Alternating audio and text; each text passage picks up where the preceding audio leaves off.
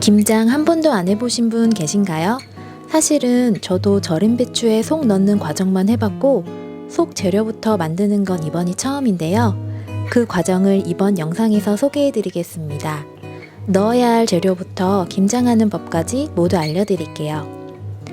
영상 보시기 전에 구독 누르시고 맛있는 레시피 받아보세요. 오늘은 친정으로 김장을 하러 왔어요. 배추 36포기를 할 예정인데요. 속을 만들 재료로 무와 쪽파와 갓을 준비했습니다. 일단 무를 채 썰었어요. 저와 어머니는 칼로 직접 썰었고 남동생은 채칼을 사용해서 밀었습니다. 동생은 너무 빨리 한다고 어머니께 한 소리를 듣기도 했습니다. 왜 이렇게 빨리 하냐고 이놈아. 괜찮아? 괜찮아.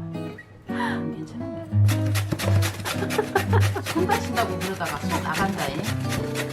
그러고 무가 막 이쁘게 나오질 않아 임마. 한대로 같이 나오잖아.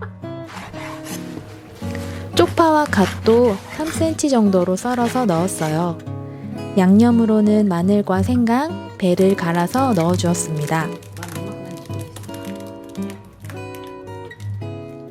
육수도 넣어줬는데요.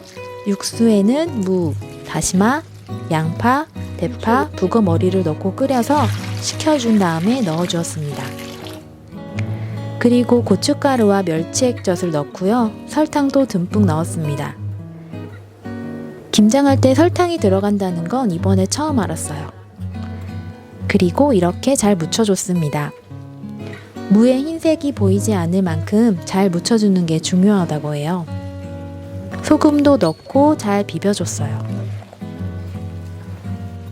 그리고 이제 절인 배추를 넣고 한 장 한 장 들추면서 속을 발라줬는데요. 속이 남을 것 같다고 하는 동생과 부족할 것 같다고 하는 어머니의 신경전이 계속 오갔습니다. 속을 바를 때 너무 많이 바르기보다는 가볍게 양념을 바른다는 느낌으로 해주는 게 좋다고 해요. 속을 바른 배추는 차곡차곡 김치통에 넣었습니다. 한 해 동안의 밥상을 책임져 줄 것 같은 생각에 마음이 벌써 든든했어요. 끝이 나지 않을 것 같던 김장도 이제 거의 끝이 보이는데요. 아무렇지 않게 받아왔던 어머니의 김치에 이렇게 많은 수고가 들어간다는 것에 새삼 놀랐고 또 감사했습니다. 이제 김장의 과정을 배웠으니 다음에는 저도 소량으로 담가봐야겠어요.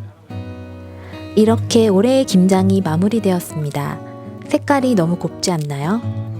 김장을 마친 후에는 역시 수육이죠. 속 재료를 고기 위에 얹어서 한 입에 넣으면 정말 말이 필요 없는 맛입니다. 여러분도 모두 김장 잘 마치셨나요? 아직이시라면 영상에서 보여드린 방법대로 한번 해보시면 어떨까요? 이번 영상은 여기까지입니다. 영상이 재미있으셨다면 구독과 좋아요 꼭 눌러주세요. 저는 다음번에 더 맛있는 레시피로 찾아뵐게요.